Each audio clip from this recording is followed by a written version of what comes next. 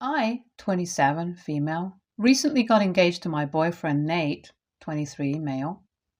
We've been together for 2 years and it took me a while to say yes to his proposal for several reasons.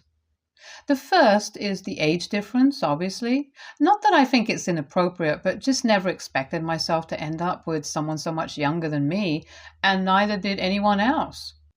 The second one was the fact that we'd only been together for 2 years and had been living together just for 6 months. He works in a bank with a friend of mine, which is how we met in the first place. His salary is decent, but much lower than mine, but I'd never thought about it, which I now regret. I'm a human resources manager at a huge and reputable firm, and I easily make almost twice what he makes. When we decided to live together, he was the one who moved into my house. I'm the one who took care of all the bills and household expenses, and even when we'd go out on short trips and vacations, I'd be the one paying. He'd just take me out on 1 or 2 dates every month and call it a day. I never made a big deal of it because, frankly, it just didn't seem that important to me. I was happy with him regardless of what he earned, and I thought he was happy with our life, too.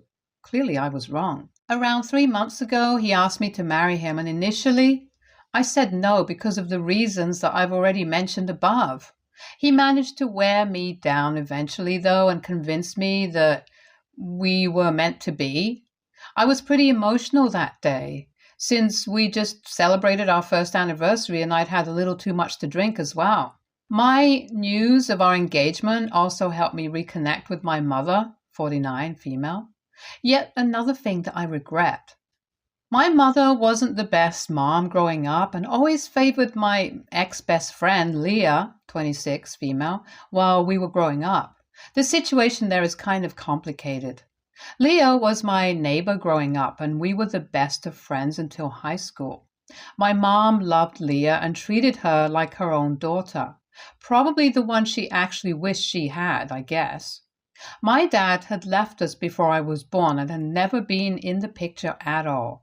Whatever I know about him is what I learned from my aunt and grandparents, since my mother would get really annoyed any time I asked about him as a kid, so I learned not to ask her.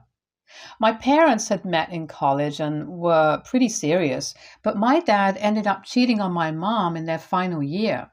They'd even talked about getting married, so that was a huge blow, and she pretty much broke things off with him immediately. Then, a few weeks after their breakup, she realized that she was pregnant and had to go back to talk to him regarding me.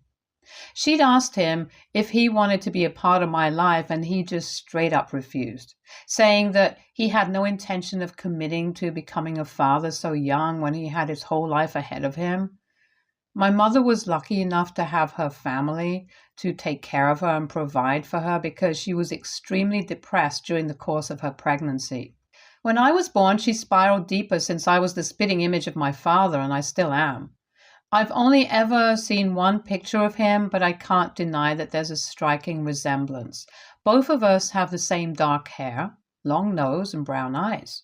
My mother is blonde, has green eyes, and is more on the petite side, while I'm almost 6 feet, so we have nothing in common in terms of how we look. Leah, on the other hand, is like a miniature version of my mother, which isn't surprising since her mother looks similar to mine. Leah's mother and my mother weren't just neighbors, but were also really good friends. So when Leah was born, she was as thrilled as her actual mother. My grandparents and aunt lived in the same house as my mom while we were growing up to keep an eye on her so she wouldn't spiral once more, and they told me how my mom would constantly bring Leah over to play with me when we were babies and would often interact with her more than me. Of course, I found out about these things much more recently. Anyway, growing up, Leah and I were pretty much inseparable. It was almost like a movie because our mothers were close friends and we were best friends, so we went to the same school and would hang out all the time. When I got a little older, I started noticing how my mother would treat Leah and me differently sometimes, but I never let it get to me since I also thought of Leah as nothing less than a sister. My mother would always seem a lot happier whenever Leah was around and would give Leah her old clothes, jewelry, and whatnot. It would feel a little weird, but then she'd dismiss my concerns, saying that she felt her things would look better on Leah because of how similar they looked, and I would accept that answer, so we were all happy. All of that changed in high school, though. I had my first crush on a senior when I was in my sophomore year, and I told all my friends about him. It was this really cute guy, too, and Leah knew about it. Obviously, I'd never had a crush on a real guy before. It had only been celebrity crushes, so this was a huge deal for us. I even talked to him for a couple of months, but then he ended up taking Leah to prom. I was devastated, but even then, I didn't blame Leah for it or for agreeing to go with him. He was a cute senior and he'd supposedly asked her out, so why would she say no? It wasn't until months later that I happened to be speaking to that senior as a friend, and he revealed to me that it had been Leah who'd been asking him out for months before he'd finally agreed to take her with him to prom. According to him, she'd started asking him out around the same time that I told her about my crush, so that came as a huge shock to me. I confronted her about it later on, and she denied it vehemently and managed to convince me that it was he who had been lying to me. So I stopped talking to that guy because that's how much I trusted Leah. And then just 2 months after that, I found her making out with my boyfriend in my room at my birthday party. We got into a huge fight, and she eventually snapped and said that she was glad that she'd taken my boyfriend because he deserved better and she definitely was better than me. That incident effectively ruined our friendship forever, and we haven't been on speaking terms since then. Now, people would think that because of my fallout with Leah, my mother would have at least had the decency to stop calling her over, but she didn't. When I saw her in my house, sitting on my couch and chatting with my mom like nothing had happened just a week after the incident, I confronted my mother about it, and all she had to say was that she didn't want to ruin her relationship with people over petty arguments that don't concern her. I was shocked, and we ended up getting into several fights about this, but my mother never seemed to care. Of course, she denied it whenever I accused her of caring about Leah more than her own daughter, but it was very obvious to me who she liked better. So as soon as I got a job and had enough money saved up, I moved out and haven't looked back since. My mom and I still talk sometimes, but it's more of an obligation than something I truly want to do. There was just a lot of bitterness and resentment that I felt towards her, and even though my engagement had brought us closer, she betrayed me once more for Leah's sake again, and that was the last straw for me. A few weeks after our engagement, I began to feel that Nate was being distant, but didn't pay much mind to it because I just chalked it up to nerves. Never in 1,000 years could I imagine that he'd be cheating on me, at least not back then. And with Leah, of all people, who hasn't been a part of my life since high school ended. My mother had reached out to me when I'd announced my engagement on social media, and had even apologized to me for how she treated me in the past, so I bought it like a total fool. She was a part of everything that I'd planned, since she'd said that she wanted to play an active role in the wedding, so she, along with my bridesmaids, had all been there for the entire process of planning the wedding. She knew everything, right from the colors to the flowers. She also knew that I wanted to go to Italy for my honeymoon and had also helped me pick out my dress. What I didn't know was that she'd been telling Leah all about my choices simultaneously so that they could create a rip-off of my entire wedding. 2 weeks ago, Nate didn't respond to any calls or messages that I sent, and I was really worried since this had never happened before and he'd been acting increasingly distant and weird during the days leading up to then. But then, in the evening, I started receiving a lot of texts from my friends, and to my horror, I saw that they were sending me screenshots of Nate's most recent post. It was our wedding, or a replica of it, but there was just one significant difference. I wasn't in it. In my place, Leah was standing beside Nate in what was supposed to be my wedding dress surrounded by decor that I'd personally picked out. He'd captioned it with nothing but a heart emoji, so I had absolutely no idea what to think of this. I was honestly just numb. I tried to get through to him several times, ignoring all the texts and calls that I received from my friends, but he was still unresponsive. After an hour or so, reality finally sunk in and I was shattered. He really had gotten married to Leah, and I accepted that this wasn't just some prank. I didn't even need to call my mother to ask if this was her doing. I could just feel it. Nobody else in my circle would be cruel or stupid enough to do something like this. I didn't know exactly how this had happened, but I knew for a fact that my mother definitely had a huge role to play in this. And Nate confirmed that for me in his breakup message that he sent me the next morning, very graciously explaining his side of the story through text.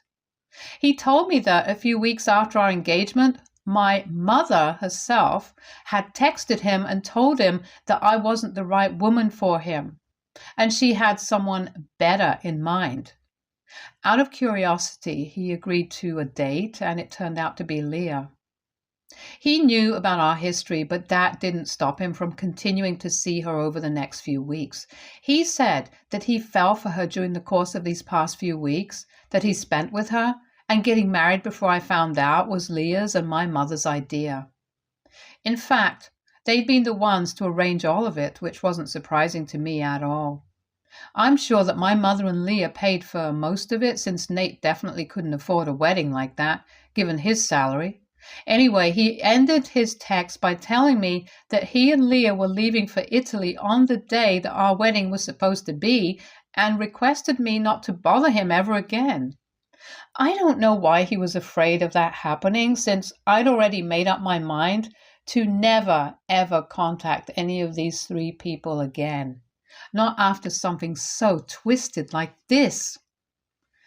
But yesterday, 3 days after the day that they left for Italy, my mother called me up and she was furious. She had to use a friend's phone since I'd blocked her number, and that made her even more mad.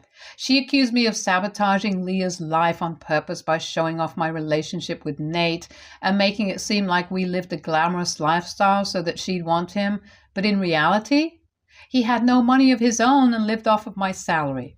So my mother and Leah had just assumed that it was Nate's money that paid for our lifestyle and not mine, since they didn't know much about me. And in Italy, Leah had discovered that Nate didn't really earn that much and would be heavily reliant on whoever he had married. Which is also the reason why he'd started dating me in the first place, for the money. I know that now, even though he wouldn't ever admit to it. But anyway, my mother was livid and said that I'd set them up, so I just laughed at her and congratulated her on her real daughter's wedding before hanging up, because none of this was my problem anymore. In fact, I owed them big time for taking Nate away, or else I might have ended up paying for him my entire life and remained blissfully unaware of how disloyal he was. My mother and Leah helped me see the truth, so I'm thankful for that. She's been trying to text me from various accounts, accusing me of ruining Leah's life out of jealousy, but I'm not sure how that's going to help their situation now. So anyway, AITA for not making it known to my mother that my fiancé lived off of my salary? Update 1. So it's been a week since my post here, and the situation has taken a really weird turn, at least for me. Last night, Nate came back to my apartment, and I'd thought that he'd just come to take back his things, but as soon as I opened the door for him to enter, he fell to his knees and started groveling, which was just really pathetic. I told him as kindly as I could that this wasn't going to help anyone, and the damage had already been done, so it would be best for him to just collect his things and leave. But he refused to go away unless I talked to him and gave him at least one chance to explain himself. He wouldn't even leave when I threatened to call the cops, so I knew that there was no way to get rid of him unless I heard him out. Although I'm not sure how his explanation was going to make anything better. We sat down and he told me that he was extremely apologetic for what he'd done to me, and that his little getaway with Leah had made him realize how good he has it with me. This is obviously just the most idiotic thing to say because I was the one paying for everything, so no wonder he found it easier to be with me rather than someone who wanted him to be paying for stuff. I don't even know how they decided to get married without even knowing each other's financial status. He apologized some more for cheating on me and promised me that it wouldn't happen again, as if I'd even give him the chance to do it again. After his apology, I told him to take his belongings and get out, and he had the audacity to act surprised. I told him that I'd only agreed to hear his side of the story so that he'd leave me alone, and now that that was done, he needed to go. So once more, he started crying and begging for me to take him back. But this time, I actually picked up my phone and said that I really would call the cops now if he didn't go away. So he left, but he was still crying and asking me to take him back even while he was leaving. Now, coming to the weirdest part of all this, my mother had texted me nonstop and accused me of ruining Leah's life a few days back, but then she'd stopped abruptly within a day. A few hours after Nate's visit last night, my mother started texting me again, and this time she wasn't being accusatory, but was actually apologizing to me. I have no idea what's happening, to be honest, because now, out of the blue, both of these people are coming up to me and apologizing, which is just so weird to me. The only thing weirder than this would be if even Leah texted me and apologized. I have no idea what's happening, but I can feel that there's something off about this whole thing. Update 2. I was right about this whole situation being off. 3 days have passed since the last update, and today Leah and Tate showed up at my house together. I was shocked to see them both because obviously they're the last people that I would ever want to see during such a time. I almost slammed the door shut on their faces, but they were strong enough to keep the door open and demanded that I let them in. I argued with them for a few minutes and even threatened them once more with the cops, but they didn't care, so I had to just let them in. I was really afraid, so I didn't even touch my phone because I thought they certainly wouldn't be scared of hurting me if it came down to it, and they certainly looked that way. So anyway, after they were in, Leah explained to me that they tried to get the money they'd spent on the wedding and honeymoon the nice way and had Nate and my mother apologize to me, but I hadn't taken that well, so now they were here in person to take what they deserved. I was astonished at what they were demanding since I didn't think I owed them anything. I didn't care that the apologies were fake. Obviously, they were in cahoots with each other and were planning to extort money from me eventually with their fake apologies. They'd planned to say that they were sorry just to pacify me and I'd eventually just take them all back, but that didn't work because unfortunately I'm not as stupid and soft as they think I am and didn't fall for it. So they were not planning to intimidate me into giving them the money that they'd spent on everything. I don't even understand how they'd assumed I'd be paying for any of it after all of them betrayed me on so many levels, and despite my fear, I told them that. Nate seemed to keep his calm, probably because he didn't want any trouble, but Leah flared up and started arguing with me viciously. She told me that she knew I'd always been jealous of her, and once again, I was accused of ruining her life. She told me that it wasn't her fault, that her mother liked her more than me and demanded that I make up for everything that I'd done to her by paying her back. I didn't have much to say to that, so I just said I wasn't going to give her anything because she simply didn't deserve it. That's when she stood up, came towards me and slapped me so hard that I swear I couldn't even hear anything for the next few seconds. Even Nate stood up, out of shock, when he realized what had just happened and made a run for it. He opened the door and ran away. I couldn't believe that she'd had the guts to actually slap me and sat there in disbelief while she screamed at me for the next few minutes. I didn't even know what to do, but then I realized what had happened and stood up, grabbed my phone, which I'd stupidly kept on the coffee table, and then ran to my bedroom as fast as I could and locked the door. She followed me back there and kept banging on the door for the next few minutes while I called the police and waited for them to arrive. I was scared out of my wits while she screamed at me throughout like a total psycho. After a few minutes, the cops arrived and were able to arrest her, after which I finally came out of my room. She was still pretty hysterical and was cursing at me as loudly as she could while the cops dragged her away, and they even had to force her into the car. I told them everything that had happened, and even as I was reporting that to them, I could hardly even believe what had just happened. Eventually, she was arrested and taken away. I'm still in shock about this whole thing, and even though I knew that Leah wouldn't stop at anything to get what she wants, it never even occurred to me that she'd do something as psychotic as this. It's been almost an hour since, and I haven't received any message from my mother yet, so I'm assuming she doesn't know what's happened yet. I'm sure when she does find out, I'm going to be in for another dramatic phone call or visit, which I'm already so done with, even as I think about it right now. Update 3. 3 hours have passed since they dragged Leah away, and half an hour ago I guess my mother found out and immediately called me up to scream at me and blame me for everything, but I wasn't taking any of this crap anymore. I told her that none of this was my fault, and if either she, Nate, or Leah ever even dared to text me ever again, then I'd be taking legal action against them and would make sure that they regret whatever they've been doing to me so far. They just can't keep messing with me and get away with it. She tried to fight with me and told me that I was letting my jealousy take over, but honestly, what would I even be jealous of? She could keep the failure and second-hand boyfriends, and I'd keep my success. There is just no competition between me and Leah. My mother can continue to be delusional and pick her favorite girl over her daughter, but that's not going to change the fact that I just am better than all of them combined. Now, whatever happens, I'm ready to fight back no matter what it takes, and I'm hoping they're not dumb enough to try anything else after this either.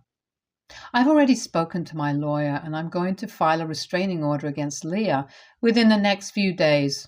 And if my mother or ex try anything funny at all, they'll be next.